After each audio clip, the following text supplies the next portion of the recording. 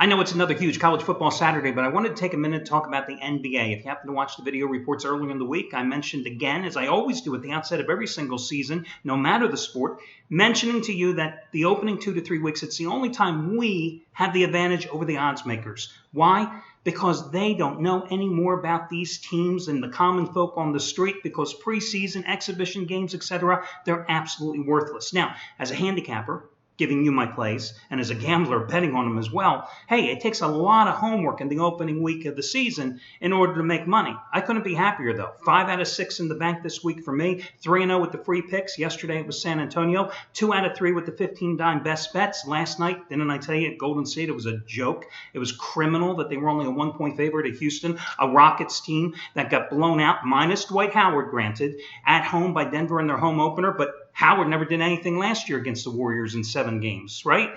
And what happens? Those same Denver Nuggets, they go and lose at home to the Minnesota Timberwolves. So 5 out of 6, myself, Steve Buden's number 1 NBA crew the past 5 years showed why they've been the number 1 NBA crew for 5 years running. 3 50-dime releases, 3 50-dime winners. You got them all for just $29, saving $70 each time off the regular price as they cashed in again last night with the Cleveland Cavaliers. But we were probably the exceptions rather than the rule, because most of the handicappers, it's not that they lost, most of the handicappers just took a pass on the NBA. One of the guys said to me, he's lucky he didn't get fired, one of the guys said to me that other than LeBron James at this stage of the season, I couldn't tell you anything about the NBA. That's just not acceptable. And FYI, that segues into my next statement that there's going to be a couple of handicapping changes here at the site within the next month. I'm going to add at least 1, if not 2, and 1 handicapper may soon be departing. So there you go. Okay, this being Saturday, you know the drill. Each and every Saturday over the past 4.5 years, I've given you a money-saving discount coupon code that could potentially save you hundreds of dollars off your total purchase price, and today is no different. That coupon code is 23%, 23%, 23%. Now, it's a mix and match coupon, which means it's good for any combination of handicappers' picks and or packages. The only exception is this. It's a single one-time use coupon. So you can't come in and buy Matt Rivers' big blank check play I'm going to tell you about in a moment, and then hours later come in and buy Steve Buden's Cali Cartel's 100-dime first 100-dime release in college football. You got to put everything in your shopping cart at one time to maximize your savings, and then use that coupon to save 23% off the top, 23%. Remember, if you happen to be involved in a long-term package, which about 80 to 85% of you are here historically at the site, if you happen to have like 5 days left in a 30-day package and you want to get another 30-day package, this is why I give these coupons every single Saturday, so you can maximize your savings. So you would then have 35 days if you bought a new 30-day package. You would take the 23% off the top, and if you have any instant rebates, they are applicable as well. As usual, if you ever have any questions, you can always contact customer service. FYI, I'm 5-0 with my free picks, including a 2-0 sweep in college football on Thursday night when I give you TCU and Georgia Southern, 125-87 roll with the complimentary plays over the past 3.5 months. And today I have plays on Arkansas State and Georgia State, Cincinnati and Central Florida, and the Southern Miss UTEP game. They're coming up in just a moment. Quickly, I want to tell you that Matt Rivers, biggest college play in 13 years, goes again today. Only the 15th time in those 13 years he has a blank check college football release. Now, Thursday night, he had one. You got it at a discounted price. It was TCU by 30 over West Virginia. He says he has today one that's even easier than this one. It's his blowout of the year, and he said on his website his projected final score is 52-14. Hey, listen, I'm no dummy. He went 8-3 with them last year, including Ohio State in the national title game against Oregon. You just want a discounted price with him, a blank checker on Thursday with TCU? He's the half-price play of the day, because I continue to show you don't have to spend big money to make big money in this thing called gambling. Half-price play of the day simply by using coupon code MATT, M-A-T-T. Also, Steve Buden's number 1 college football crew the past 2 years, the Cali Cartel, 5-1-1 the past 2 weeks. And really, to be honest with you, it's really 6-1. Last Saturday they had to play on Stanford. When they released it, the line was 17. Within a couple of hours, by 10 o'clock in the morning Eastern time, the line dropped. They won by 17 against Washington. I counted it as a push and made him too as well. But I mean, really, I think 99% of you probably won the damn game. But still, today, very first 100-dime college football release of the season. It's an obscure game, 3:30 Eastern times. The Sun Belt. Appalachian State and Troy. 26-12 run with 50-dime releases, including 3-0-1 the past 2 weeks. This play is twice as strong as their Super Bowl winner as well on the Patriots. You get it and save $75 on the process by using coupon code CALI100.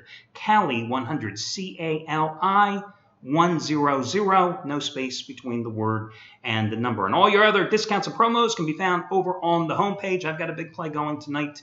Who else does? Oh, Gabriel DuPont. Congratulations to him. Hit his 80-dimer last night, which you got for $29. He had an easy winner on Utah State after hitting a 60-dimer on TCU the night before. He has his 100-dime SEC Game of the Year going today. It's an early game, South Carolina and Texas A&M. You might want to check that out. Okay, let's talk about these complimentary plays. First of all, I'm willing to lay the 17 points with Arkansas State at home against Georgia State. Now, the last time Arkansas State has played, of course, they've come off 2 straight nationally televised Tuesday night wins. You know, the Red Wolves and Appalachian State are the only 2 remaining unbeaten teams in the Sun Belt Conference. Arkansas State on a 7-2 roll as a home favorite. They won last year's game 52-10. Generating 618 yards of total offense, holding Georgia State to just 269. Now, there's an interesting anomaly in terms of the statistics. And listen, I give you these, and I always tell you that if whatever I say and whatever you read, you can always find 6 or 7 that go in the opposite direction. But it's just one of those interesting anomalies. The road team is covered in all 6 Georgia State games this season. And you know what? Records and streaks are meant to be broken, so I say that ends today. Arkansas State's off a bye, the 2 straight Tuesday night wins against University of Lafayette, Louisiana Lafayette, and South Alabama. This is a team that can run the ball with abandon, okay? Reckless abandon, 214 yards per game rushing, 4.6 yards a carry. This is a Georgia State team that allows 475 yards a game defensively. 197 of those yards come on the ground. 4.5 yards a carry, the opposing back averages. So, big deal. The Panthers won 31-19 at Ball State last week. They were a 14-point underdog. Congratulations to them. Prior games, they lost 37-3 at home against App State. 41-33, they lost. They took care of business against Liberty. 61-28, they lost at Oregon. Actually, Liberty beat them. I mean, they got upset in their home opener as a 7-point favorite against NC Charlotte. That's why I'm willing to lay the points with Arkansas State in this particular contest. Okay, let's get to your next complimentary play. I'm trying to do these for you in chronological order to make them a little easier. That would be Southern Mississippi. How about Southern Mississippi? Last week, first time as a road favorite since 2011. They handled their business with absolutely no problem at all. Well, today they're back at home. And this is a big game for Southern Miss today because today they win. They become bowl eligible for the first time since 2011. And I'm willing to go ahead and lay the 24.5 points against with them against UTEP as they're in revenge. Now, the Golden Eagles are 7-1 against the spread this season, including 4-0 as a chalk. The Miners, meanwhile, have failed to cover 13 of the last 16 times they've been a road dog. They're 2-7-1 against the spread in their last 10 games overall. You got a UTEP defense that allows 352 yards passing on the road this season, going up against a Southern Mississippi quarterback, Mullins, who already has fired 21 touchdown passes. Now, last year, UTEP won in El Paso 35-14. But I like the way Southern Miss played last week at NC Charlotte, winning 44-10. 480 yards in that game of total offense. Mullins, their quarterback, 4 more touchdown passes in there. Miners' last road game, they lost to Florida International, 52-12. What are you doing losing to Florida International, okay? They allowed 48 points to Arkansas, 69 points against Texas Tech, 47 points to New Mexico State. New Mexico State couldn't beat, you, me, and 9 other people. I mean, that's how bad they are. So in their 4 road outings, they've given up 48, 69, 47, and 52 points. I like the way Southern Miss rebounded from that big loss in a big game at Marshall by taking care of business against Texas San Antonio at home, 32-10, going on the road as a rare road favorite, winning easily at Charlotte.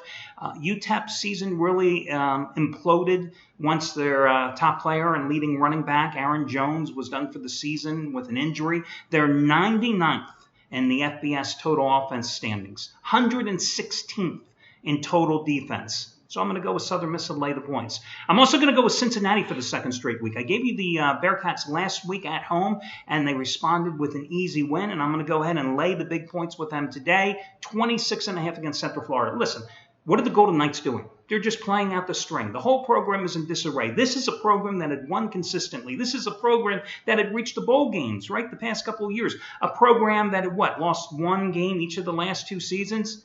They haven't won a game this year. Their coach, George O'Leary, just decided to resign a week and a half ago. I mean, you talk about a program that's in limbo. They can't score any points. There's 127 Division I-A teams in college football. They're 125th out of those 127 when it comes to their scoring average per game of just 15 points. I mean, they're 0-8. They're 1-7 against the spread. Meanwhile, Cincinnati, Gunnar Kiel returned from his latest injury. It's like soup du jour. Every week he has an injury. But, he was pissed off that he wasn't anointed the starter by Tommy Tuberville, who, again, this week hasn't anointed him the starter either. But I'm expecting he's going to start. Against Connecticut last week, all he did was 26 for 35, 327 yards and 2 touchdowns. Bearcats ran up 612 total yards in that game against Connecticut. And the Huskies have a pretty decent defense. But what really is powering the Cincinnati attack right now is the ground game. They don't have any star running back per se, but they got Hosea Williams, 13 for 140 last week. They had Mike Boone, 13 for 117 against Connecticut. They had Tion Green, 14 for 71. It's like a 3-headed monster, and they're number 34 in the country in terms of running the ball. And it's so important for them to run the ball effectively, not only to score points, but to keep their defense, which is as porous as all sin, off the field as long as possible. But let me tell you something. I don't know if Central Florida can score anyway. Justin Holman, 8 interceptions in his last 3 games. I mean, UCF is, coming off a 59-10 loss to, who was it? Houston. They were up 10-7 in the second quarter, and then Houston just went crazy in that game.